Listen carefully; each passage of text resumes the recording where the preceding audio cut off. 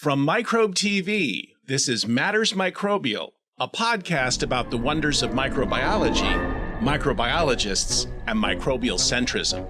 This episode was recorded on April 11th, 2024.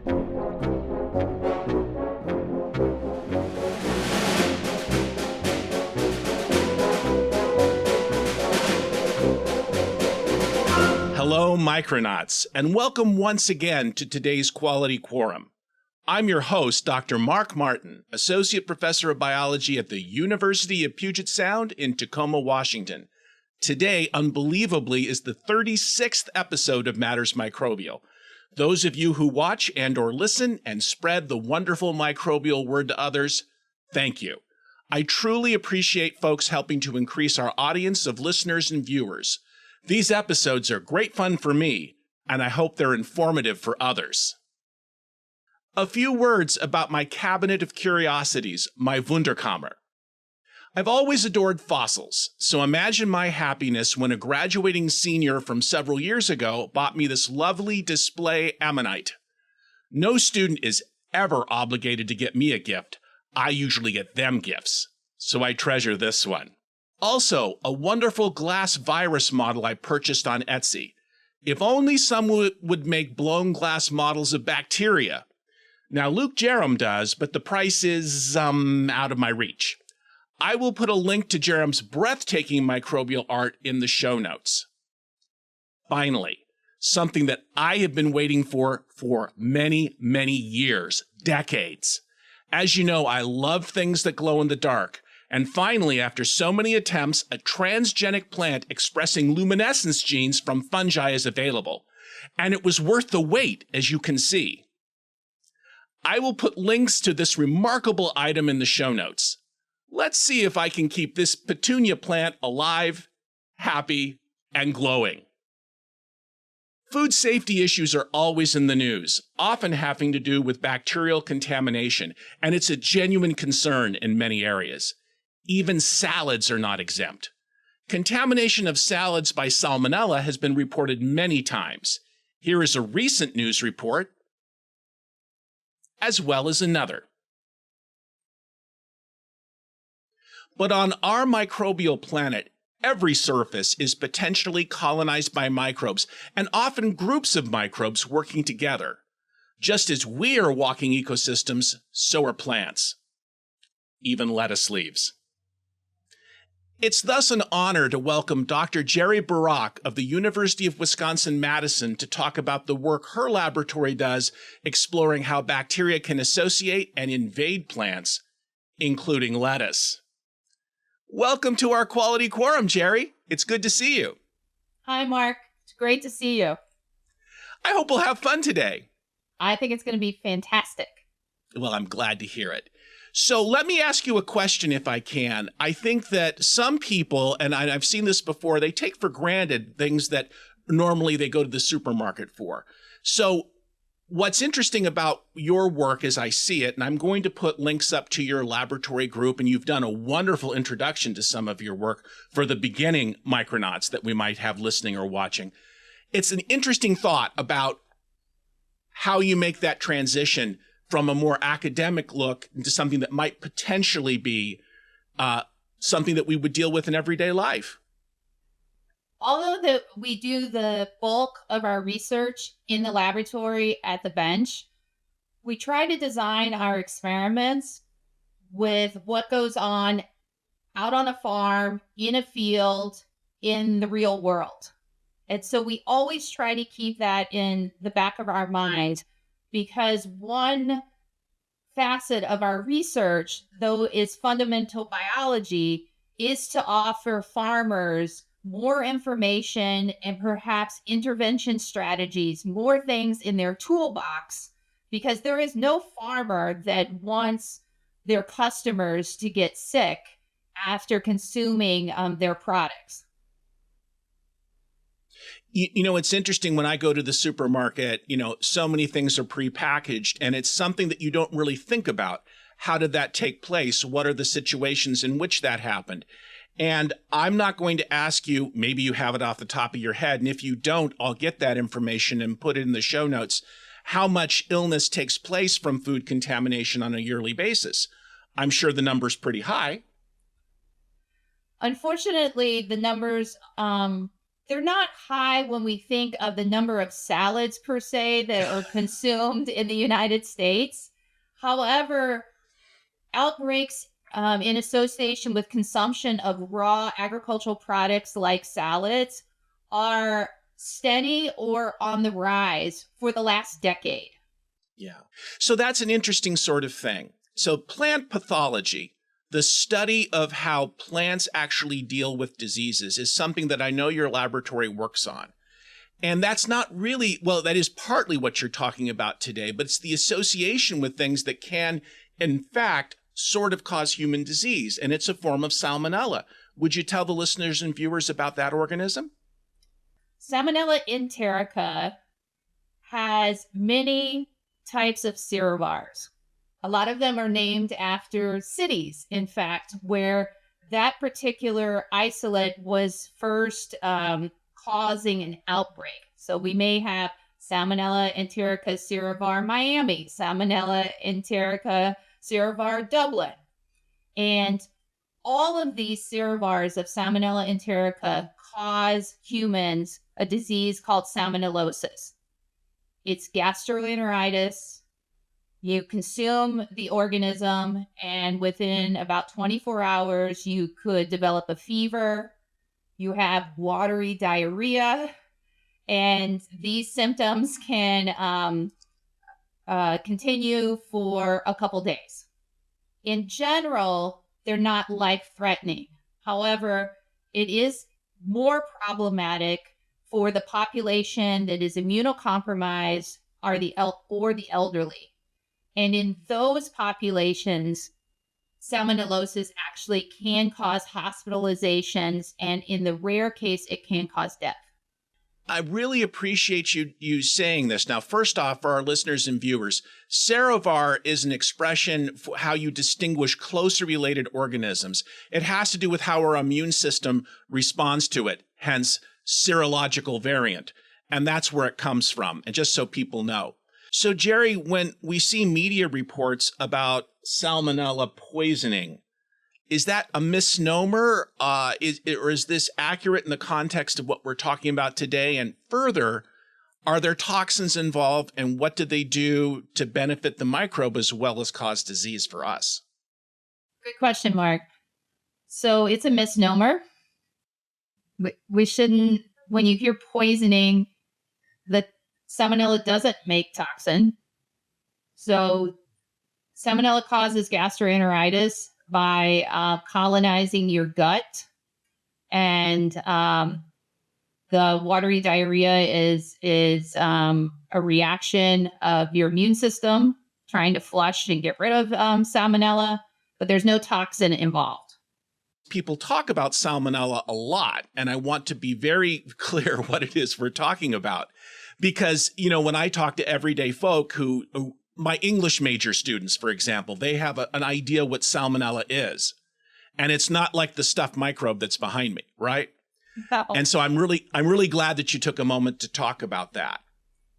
So the other thing that I wanted to ask you about now is that just as every part of an organism is essentially an environment that, I hate the term colonized, but settled by organisms. I mean, we have 3 layers thick of microbes on our skin. So when we're holding hands, so are they, yes. But also, let's talk about leaves, because a lot of your work is done with leaves. And the expression for organisms that live on the surface of leaves are called? On the surface of leaves, we would call them epiphytes. Yes. And internal, we would call them endophytes. Yes. There's all kinds of interesting work about this for the listeners and viewers. Those 2 tag words will take you to a lot of cool places. So what you're actually using for your model system, would you care to describe that a little bit?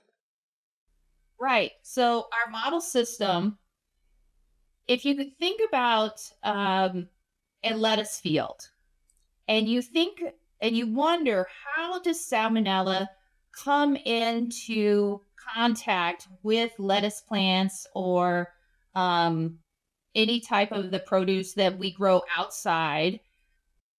One way is bacteria commonly move through the environment through splash dispersal.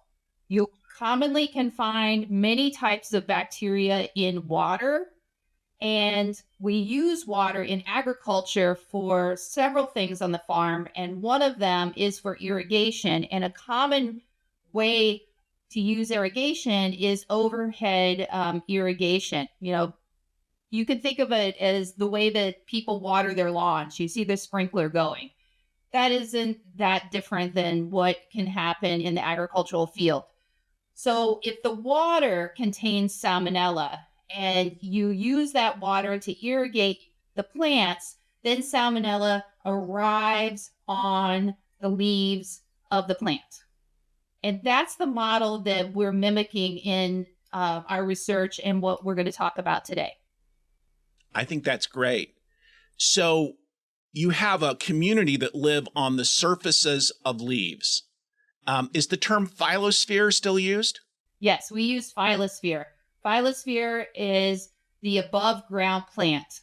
If you want to think about the leaves, also the stems, but we're really focusing on bacterial life on and in leaves.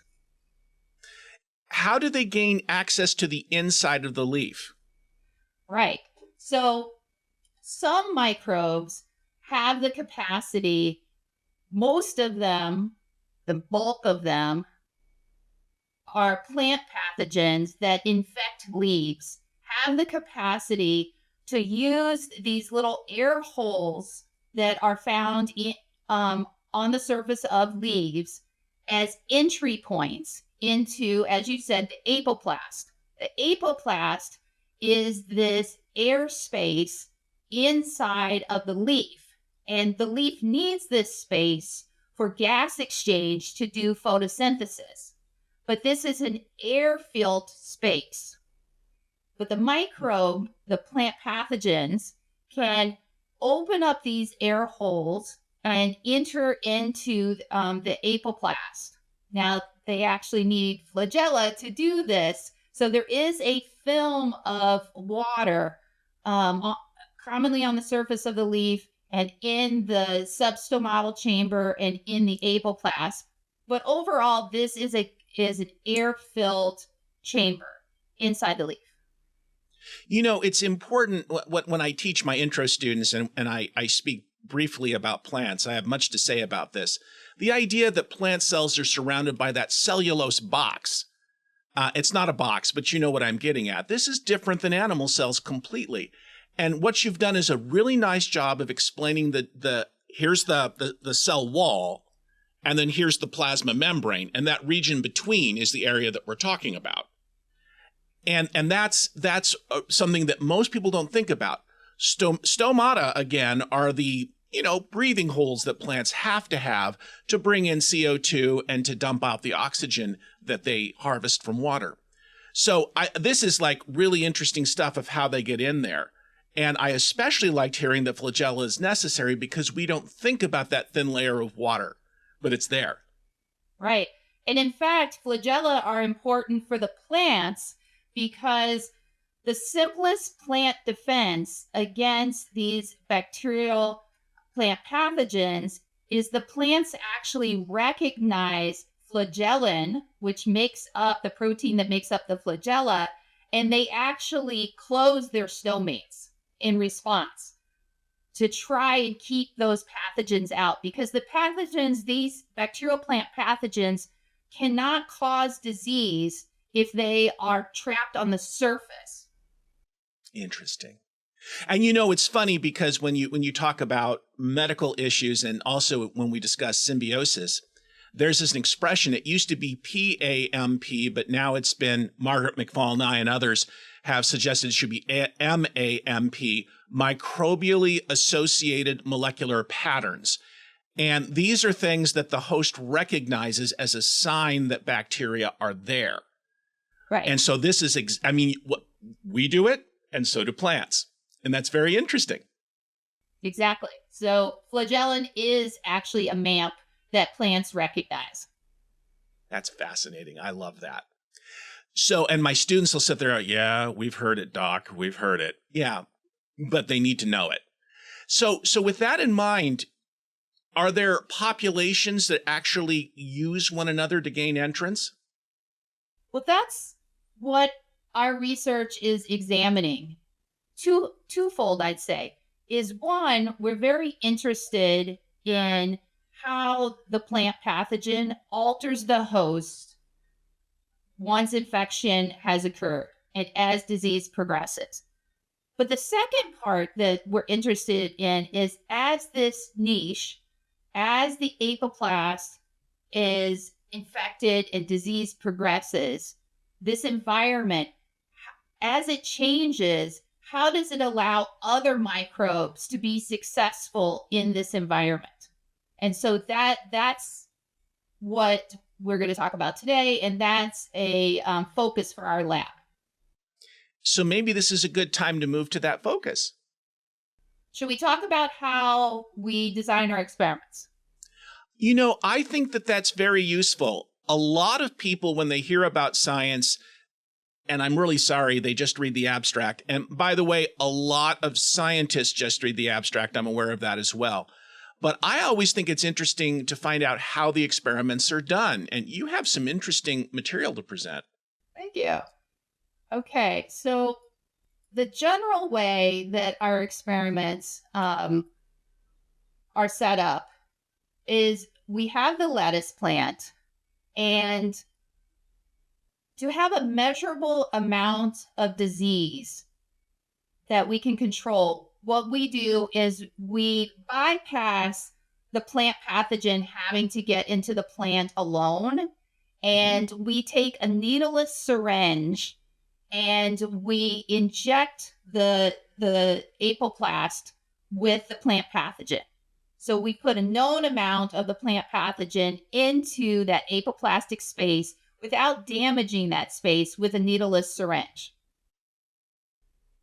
Next, we think about how Salmonella might arrive through sprinkler irrigation, and we put a droplet of Salmonella over the area where we know that the plant pathogen was injected into the apoplast. We just put a droplet right there on the leaf surface.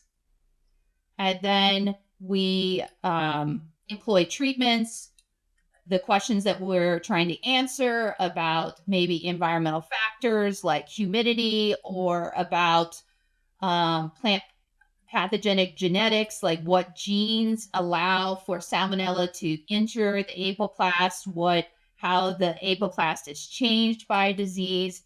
We employ those treatments. And then we want to determine what is the Salmonella population on the surface and what is the Salmonella population in the apoplast. And the only way that we have found to do this in a strict way is we either sample the leaf right then and there, or we actually use UV bombardment to eliminate the bacteria on the leaf surface.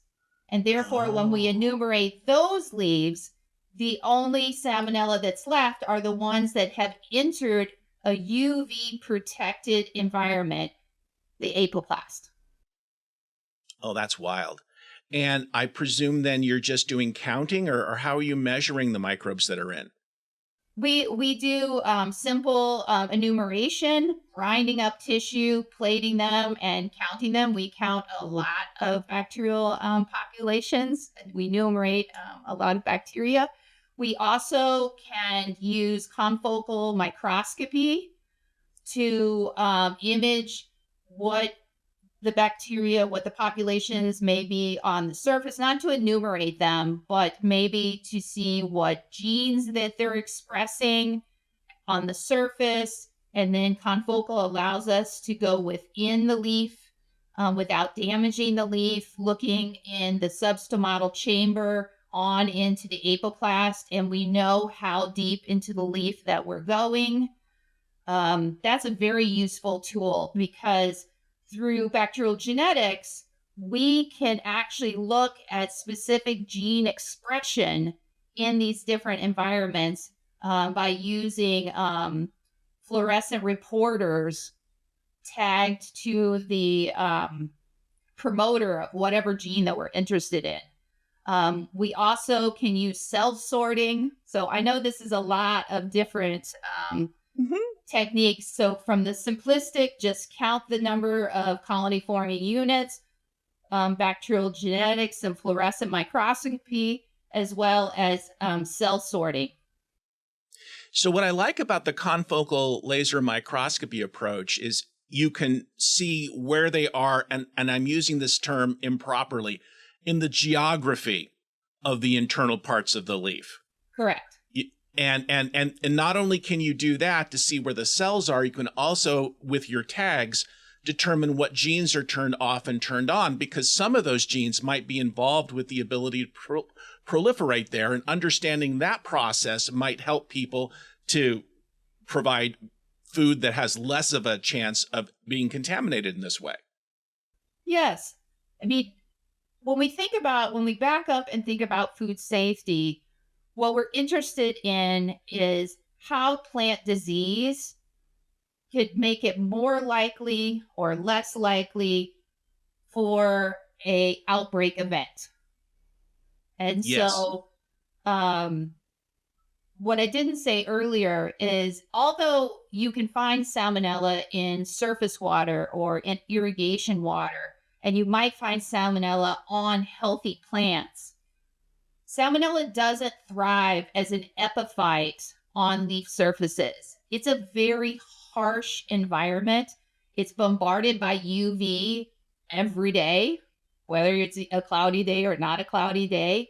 There's very little free water, and there's little to no nutrients, because you can imagine that the plant is providing all the nutrients for that environment, and they surely don't want to give it away to microbes. And so they sequester it, inside the leaves. And so the surface, or the pavement cells, if you think of the leaf like that, is no water, little food, and bombarded by UV.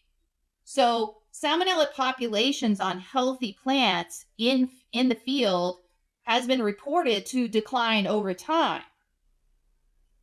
However, we've shown that plants that are infected with bacterial pathogens, not only do they survive longer, but they actually can replicate if they can make it into the apoplast. That's amazing. Yeah, it's a nice environment, and what was interesting is that as the plants are recognizing the flagellum, they'll actually shut down their stomata, and that's a fascinating subject for another time. The interesting part there is that there may or may not be ways that the plant deals with that once it's inside, but certainly they got past the first barrier. That's really interesting work. It's the plant pathogen that reopens the stomata. That is right. Step one to the success of a bacterial plant pathogen for leaves. It has to reopen that stomata. And so it shuts down that, we call it MAMP triggered immunity. The plant recognizes there's a lot of bacteria there. They close their stomates, and then the plant pathogen reopens the stomates and then enters the cells. Oh, I'm loving this, but this is like really interesting because on the one hand, we can really admire the intricate nature of what you're looking at, but at the same time, you can see how it's relevant for issues of food safety. This is very cool. Thank you. So let's move on to some of the things that you found. Right. Well, so as you know, Mark, because you have been training students for a long time, we always encourage our students to read primary literature, and we don't even have time to read enough primary literature. But I have to say, a success story that I'd like to share, my former student, Dr. Megan Dixon, not only did she read a paper coming from Brian Statsuwitz's lab from Berkeley, But she went the extra step and she looked at the supplemental materials. And what she found there was a movie.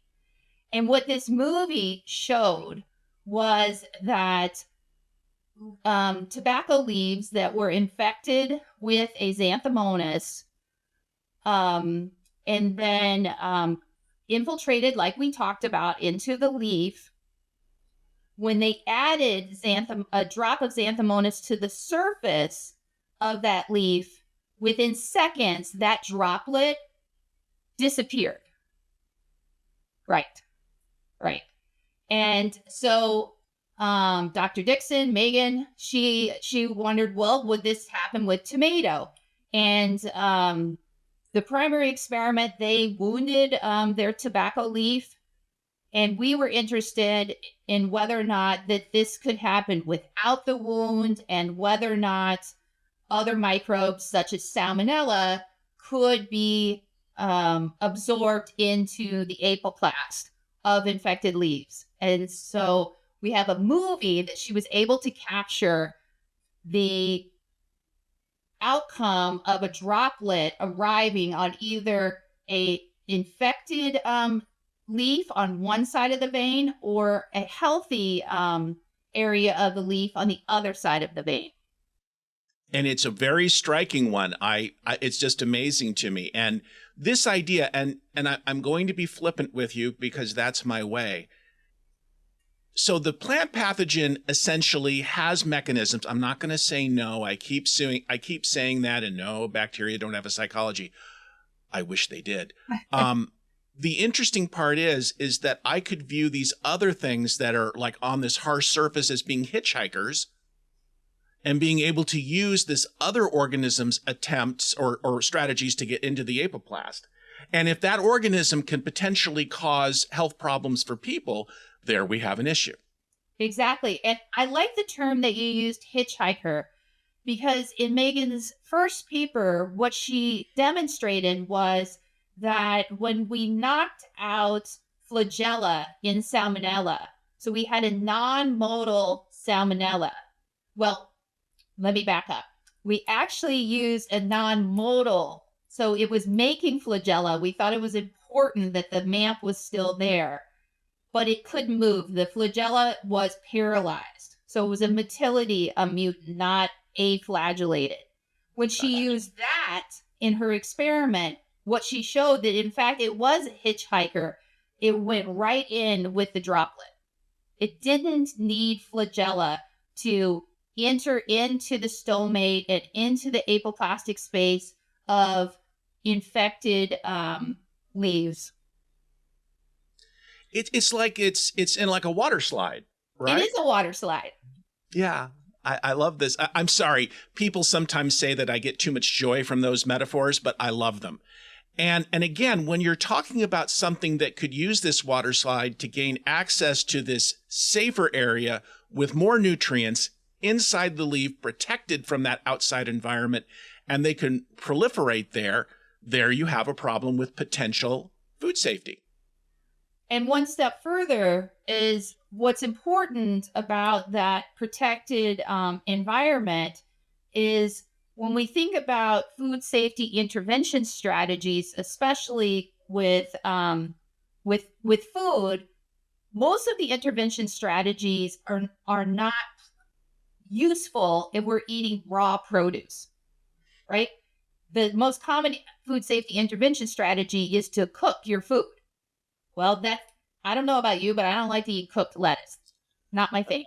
So the intervention strategies that we do have, such as sanitizers in the water, in your triple washed leaves in bagged salads, rely on the fact that the sanitizers can get to the microbes. But if Salmonella is in the apoplast, that is a protected space that these liquid sanitizers will be unsuccessful. And the next step is a food safety intervention for leaves could be UV irradiation. that has been approved by the FDA. It's not used anywhere in the United States, but it is approved by the FDA. Well, you see that we use UV radiation in our experiments to remove the bacteria on the leaf surface, but it's not successful at removing Salmonella from the apoplast. You might be able to reduce the population maybe half a log because the UV will enter into the stomates and bounce around inside the apoplast. That's the way that light works. But you will not reduce, the population by, 100 times or 10 times. So this really makes you think about washing produce, doesn't it? You're not really washing inside the apoplast, are you? I don't wash my produce. Yeah. No, and I've heard this kind of thing before from people who do work in this area, and they understand that we have a number of practices that we follow. But what's interesting is your research has told you that some of those practices may not be quite as effective as we might presume. Absolutely. That's the nice way. That's the nice way of saying it. What about your own use of produce?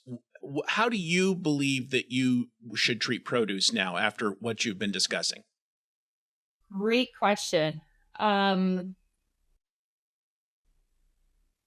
fortunate that I am not in the immunocompromised population. So I am more liberal in the use and consumption. I'm a vegetarian, so I consume a lot of produce. I consume a lot of raw produce.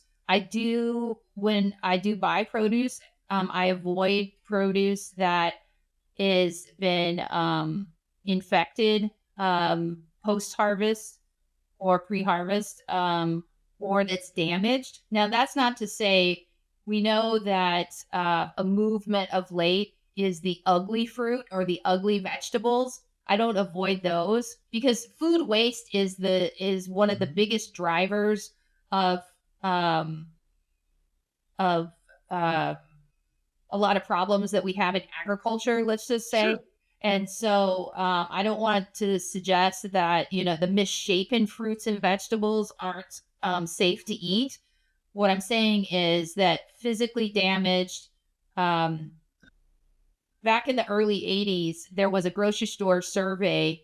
The researchers went out and they gathered produce that was soft rotted by bacteria or soft rotted by fungi or just damaged, physically damaged. And the Salmonella abundance was highest on the bacterial soft rotted produce.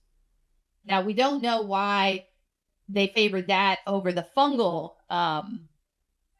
soft rotted produce, but it made for a better environment than the physically damaged. And all of those were worse off, had higher Salmonella contamination than healthy. So buy the best looking fruits and vegetables that you can. So what other intervention strategies? We haven't even talked about the rhizosphere, Mark. We only had a short amount of time, so we kind of had to pick a part of the plant. The rhizosphere is, as it might sound, it's the underground part, it's the roots, and you also have to think about sprouts. I don't eat sprouts. Enteric Salmonella, sugar toxin producing E. coli, there is a sprout outbreak every single year, several of them. The problem is never going away, and it's never going to get better.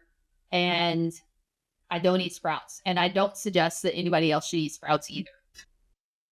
Now, we recently had, Jeri, Sue Ishak come on the podcast, and she loves her broccoli sprouts, but she cooks them. Well, there you go. I guess I should have said that. And I said it earlier that I said that intervention, the only ones we have is to cook, but no one wants to cook lettuce. And by the way, Jeri, you were the one who told me so many years ago that the standard way to isolate Salmonella is to use some sprouts. That's what you taught me. And so how should you recommend that we clean the produce that we get?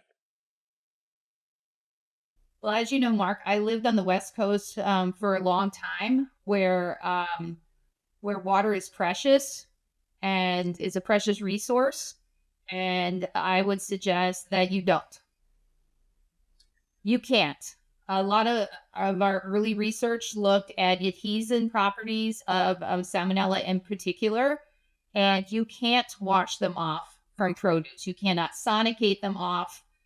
You can't knock them off. Like within an hour of their arrival on leaf tissue, on fruits, you cannot remove them below an infectious dose. So save your water. Now, if you are purchasing spinach, it's probably sandy. So you might want to rinse the dirt out of it if you don't want grit in your teeth if you're having a spinach salad. But you cannot wash your microbes away. Well, I mean, to me, it's similar to you can't remove dental plaque by brushing, right? You can slow it down. And I certainly have this conversation with my students and their water bottles. I mean, it's not gross. It's just an environment, right? Right. This is one of those areas that if you are at all paranoid, you start to look at your dining habits in very different ways. Am I wrong about that? Mm-hmm. No. It's a funny question, though, that you asked me, Mark, because I used to hang out with folks that worked in S-Tech labs and Shigatoxin E. coli labs. And if you ever go to lunch with them, they almost always order a hamburger, like rare, which I always thought was hilarious. So when you ask the salmonella person, like, should I wash my vegetables? I'm like, no, don't wash your vegetables. It doesn't make a difference. Just like the Shigatoxin people eat rare hamburger meat. I don't understand it, but don't eat sprouts. Oh yeah, raw sprouts. Yeah, I mean, but with the mung bean sprouts, I will say, like, a lot of people are like, well, I stir fry my mung bean sprouts. I mean, you have to get them hot enough, to kill it. Yeah. And I don't think just a quick, in the wok is really going to do it. So, yeah, we could do a whole nother podcast about the rhizosphere and about this mucilage that, especially mung bean sprouts, there's this giant bit of mucilage that you can't see. It's microscopic on the end of a bean sprout. And Salmonella just loves that. It just goes crazy. It just gets in there and replicates like crazy. All right. So go on. You have me intrigued. Well, maybe we should look at some data. Sure. Okay. So listeners, hang in there. This is worth your time, listeners. I promise. Viewers are going to see it. Okay. Let's look at 1 day post-arrival. So what you see here is this is the population of Salmonella. So we have enumerated the Salmonella populations. And the scale that we use is log CFUs per leaf disc. And I don't know if your viewers have already been told about CFUs. That stands for colony forming unit. In microbiology, we don't actually count in this type of bacterial enumeration, we do not count individual cells. The assumption is that when we grow bacteria on an agar plate, is that a colony has formed from one cell. So that's the assumption made. So colony forming units. You'll also see that our data is log transformed. Some brilliant scientists in the Department of Plant Pathology in the early 80s figured out that bacteria on leaves are log normal distributed.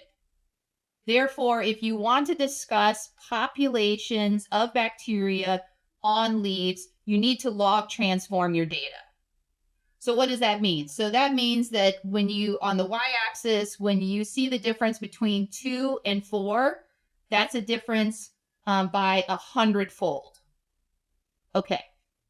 So let's also break it down of what you're seeing is we have the arrival site. So that's where we placed the Salmonella. And then we have the distal site. So that is an area of the leaf that was infiltrated with the plant pathogen, but it is away from the arrival site of Salmonella. And why that is important is because the distance on a leaf, like this type of distance, that is a very long distance for bacterium to move, crossing miles and miles and miles if it was us that we were measuring, hundreds of miles, if you will. Okay. Yeah. So the distal site, what else you will see on this graph is the lighter colored box plots are the ones that have been UV treated. So those are the populations inside the leaf. The darker colored box plots are the bacterial populations, both the inside and the outside. Okay, the last thing I'll say is whisker box plots. What are those? So the horizontal line, that is the average log CFU of the population, and the box that you see around it is the 95% confidence interval.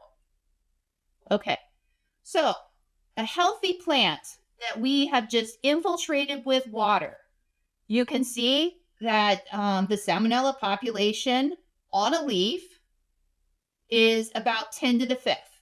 That's a large population, right? That is 100,000 cells, right?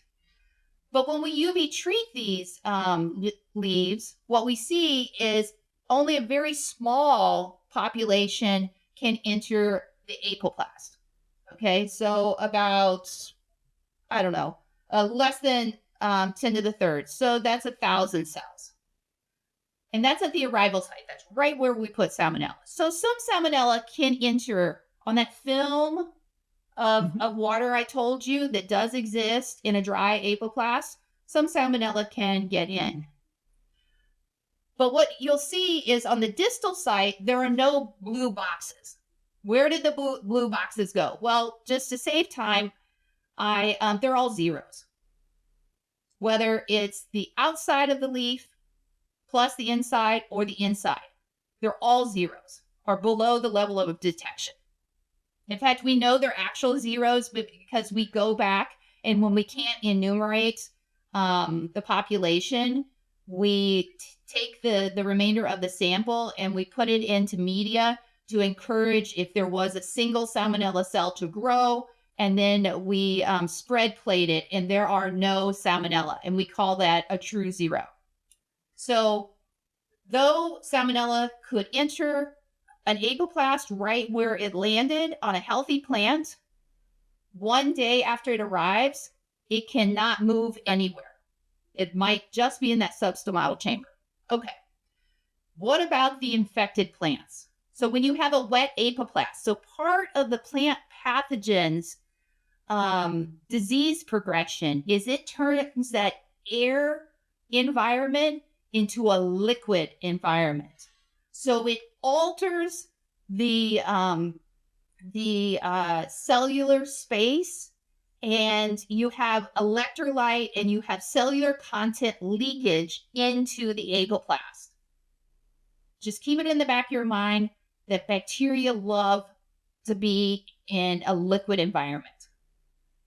And so this environment is it's a lot less stressful because it's aquatic. And secondly, it's full of food. Okay. So in this wet apoplast, what you see is you have very large Salmonella populations. And these letters above these whisker box plots at the arrival site tells you that the population inside is not different than the population outside. These letters are the same. So that means a tremendous, in 1 day's time, the bulk of the population has entered into the apoplast. And at the distal site, you can also see that not only did Salmonella enter right into the substomatal chambers, it started to move away in that aquatic environment that the apoplast has become. So this data is actually in tomato, to be transparent, because we started our research We had been working in a tomato pathosystem for a long time, but it turns out, Mark, not very many people eat tomatoes, leaves. Right. Many salmonellosis outbreaks with tomato fruit. And we showed a long time ago in our lab that if the leaves have high populations, the likelihood that your fruit is going to be also colonized by Salmonella is very high. So that's why we were working on the leaves of tomato. But let's go a little bit further and let's change pathosystems. Let's look at data 3 days post Salmonella arrival. And we're looking at lettuce, stuff I hope everybody loves to eat. So once again, the blue bars, the blue whisker box plots, that is Salmonella's fate on a healthy leaf that was just infiltrated with water. And the orange ones, that's the infected leaves that were infiltrated with Xanthomonas, a different Xanthomonas, one that infects lettuce, not the one that infects tomato. And what you see, and then we have the UV treatment. I'm sorry we don't have the light color, but the plus at the bottom on your x-axis, so the bars to the right, the blue bar to the right, the orange bar to the right is the UV treated leaves. And what you see 3 days post Salmonella arrival, the population of Salmonella in the apoplast of a healthy plant has crashed. Mm-hmm.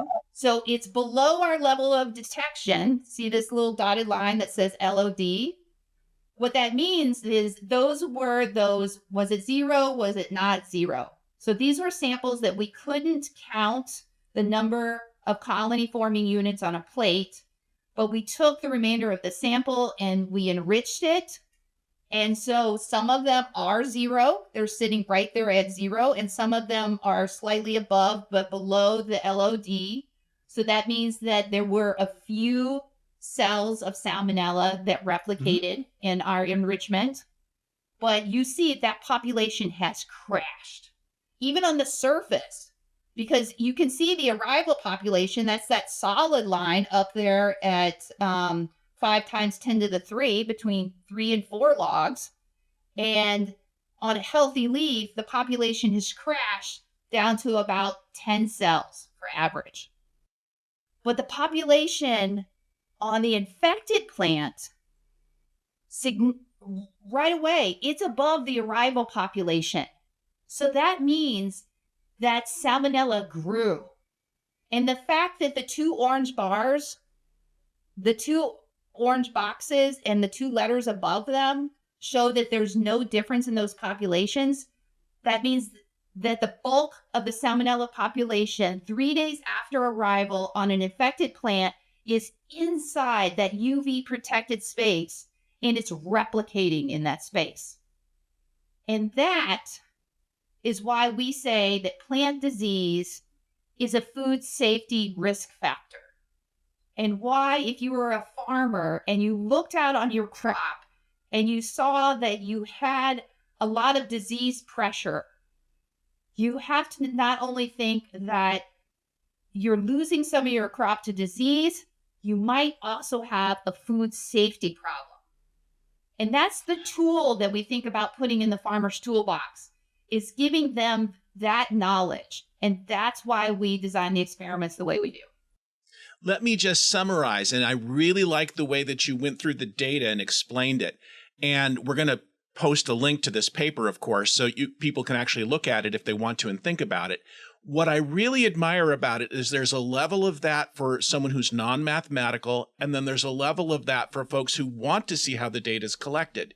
But the take-home lesson is relatively simple, that if you have a plant that has a plant disease, that means it is now vulnerable to being colonized by organisms that could potentially cause trouble in people, where normally that doesn't happen. Right. And this is really interesting stuff. So this idea of hitchhiking on a plant pathogens approach, a slip and slide, a water slide, whatever you want to call it, is one thing. And of course, I start to think, what if there are battles taking place between different microbes inside the apoplast? But that is a lot larger than this topic. And what I like is how clear-cut this is and how relevant this is to everyday life. Yes, exactly. And that a lot of times people ask me when I do give talks about food safety is what's the one thing, that you do or that could be done is you want to purchase the healthiest looking raw produce that you can. But yeah, having said that, people might push back and say, well, I'm not going to eat the infected leaf. You just told me that Salmonella is only growing in the infected leaf. Well, that's great. I applaud you for not eating the infected leaf. But when you buy the bagged salad, let's back up from what happened before it entered that plastic bag. It was mowed in the field. So the infected leaves are mowed and captured with all the healthy leaves. And then they go to the processing plant and they get dumped into a large bathtub where they are triple washed and surface sanitized and stuff. But that replicating population just got thrown into the bulk and into the mix with all your healthy leaves. That's just amazing. And my father, my late father was, and I know you have a background in farming as well, but my late father did a lot of farming as a boy, and he used to give me quite a bit of trouble because he says, you think that food comes plastic wrapped. And that's because he had to collect and prepare his own food. We're pretty far removed from this. And what I really like is you're giving a lot of explanation about how we actually do these things. And I think it's very interesting. And what I like is the high scientific level and the practical level when I go shopping later. Well, that's a fantastic story. And I really appreciate you. Not only did you tell the story, explain the business of how it works, how you do the experiments, how you collect the data, how you interpret the data. It's all there.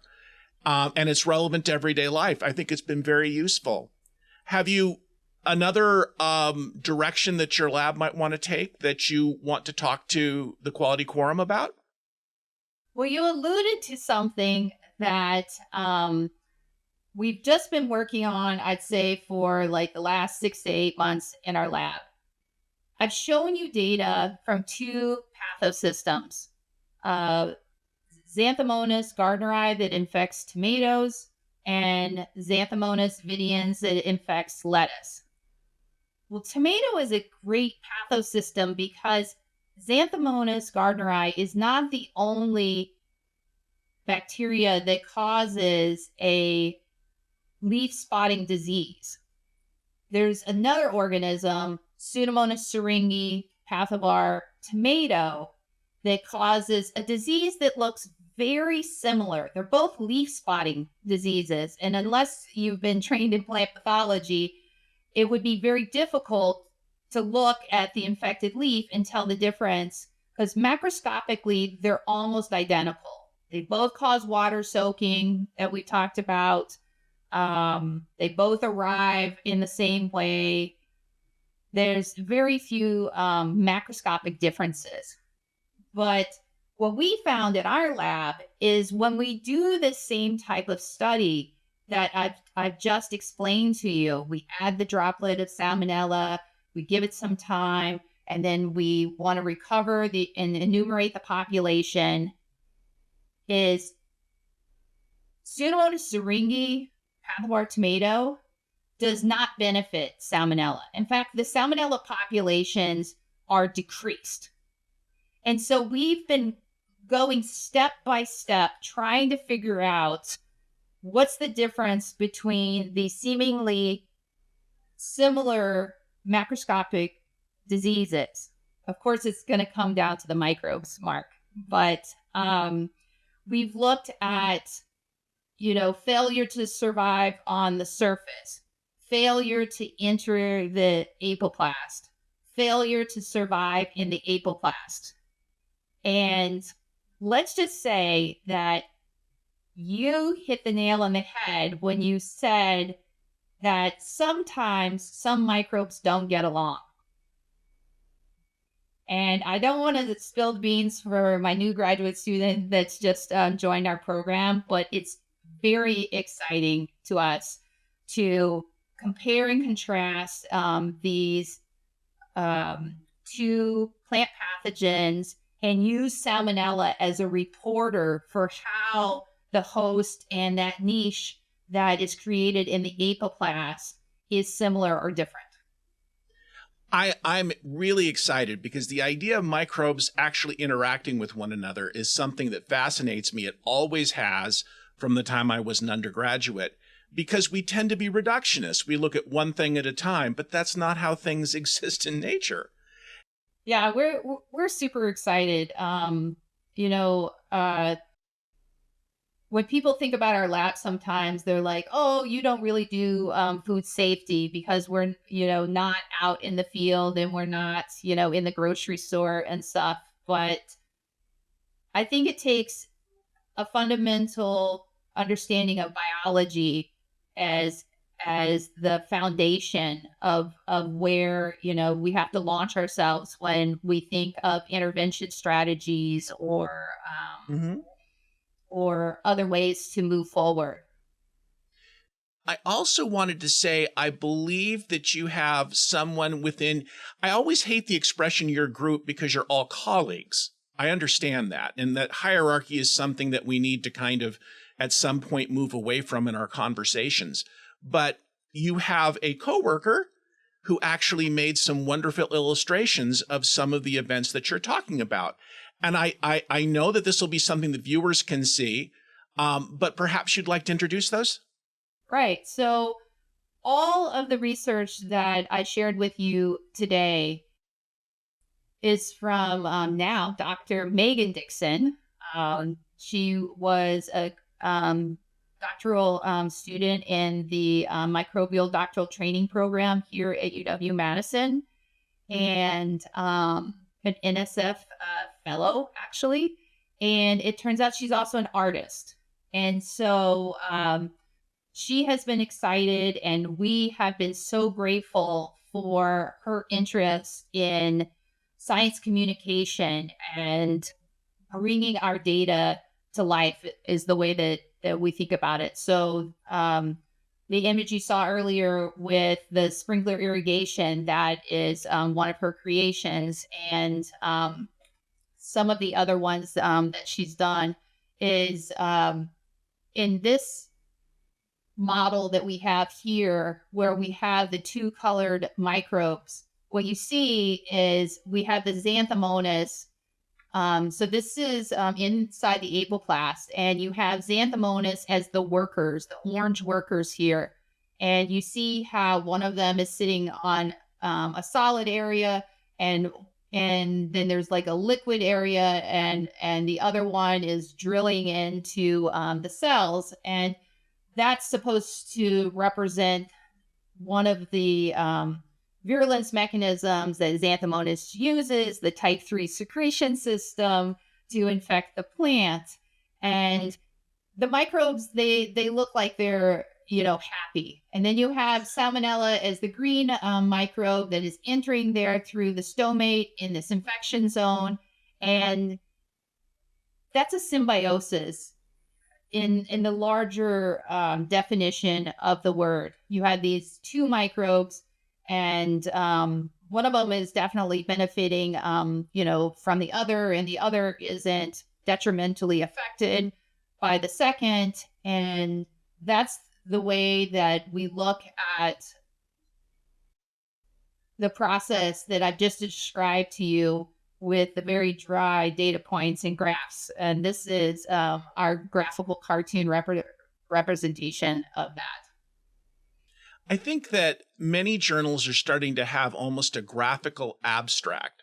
But the point is, this is another way of presenting information, and it's an important one.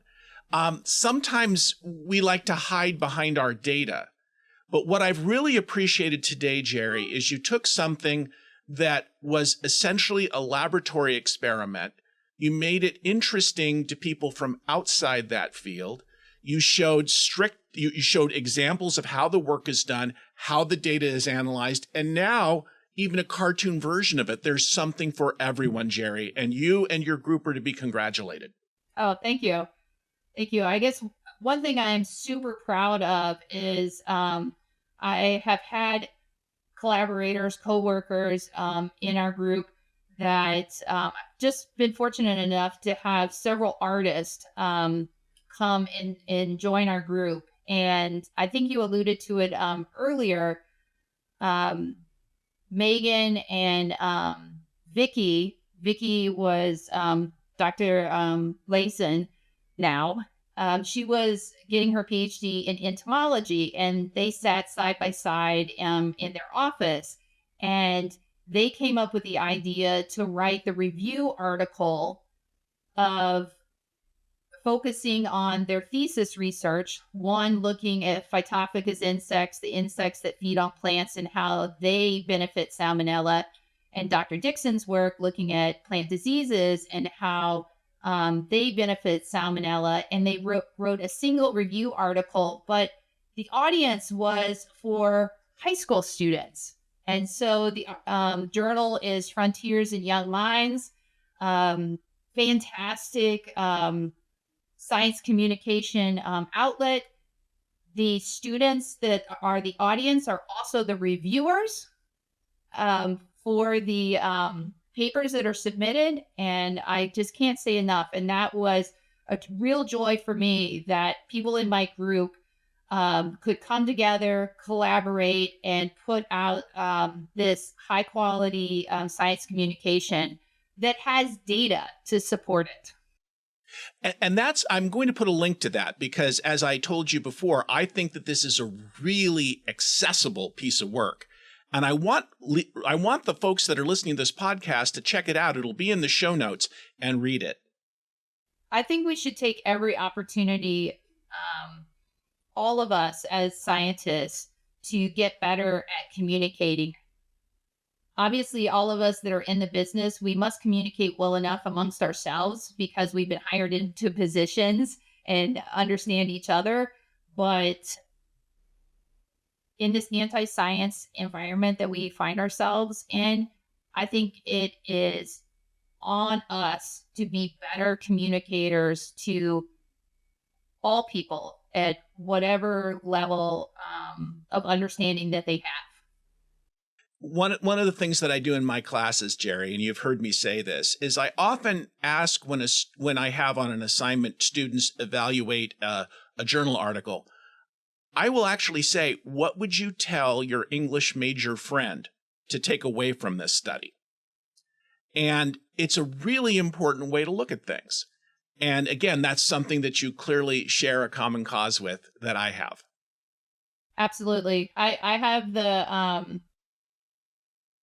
I teach in the fall, Mark, and of course we all know that our food holiday in the U.S. falls in the middle or in the latter part of the semester in the fall, and so my students all have the assignment that they have to go home and they have to discuss something over that holiday with someone, and then they report out about that interaction. And seeing that my course,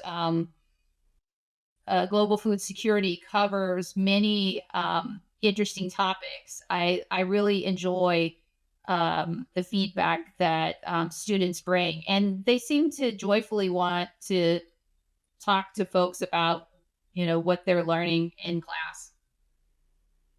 Well, that's really wonderful. Jeri, we're getting to the end of the podcast, and I just wanted to say that I really appreciate you spending time and the thought you put into what you wanted to describe and your passion about the various aspects and the clarity that you brought. I was really appreciated, not just by me, but I'm sure by our audience. Well, you make it very easy. I can tell you that. And thank you again for this opportunity. I'm really the spokesperson. I don't really get to do bench work anymore. And I got into science because I love solving problems. And now I solve problems like one step away. I help other folks, solve the logic problems that come up in our science. And the best thing I can do nowadays is to present and represent the hard work that they've done. And you've done a fine job of exactly that. Jeri, I want to wish you and your family my very best wishes. Tell Turbo I said hi. And I hope to see you and chat with you soon. Absolutely. Same to you, Mark. Thank you. Bye now. Bye. This has been Matters Microbial, a weekly podcast about the wonders of our microbial world and the people who study it. You can send questions, suggestions, or comments to me at mattersmicrobial@gmail.com. Show notes from today's episode, with really interesting links as always, can be found at microbe.tv/mm. If you like our work, please consider supporting us at microbe.tv/contribute. I'm Doc Martin, and you can find me in the biology department of the University of Puget Sound in Tacoma, Washington.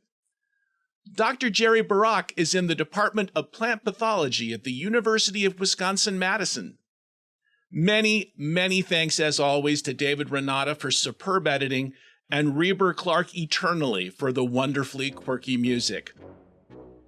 I hope that you've all enjoyed being part of our quality quorum for today. See you all next time on Matters Microbial.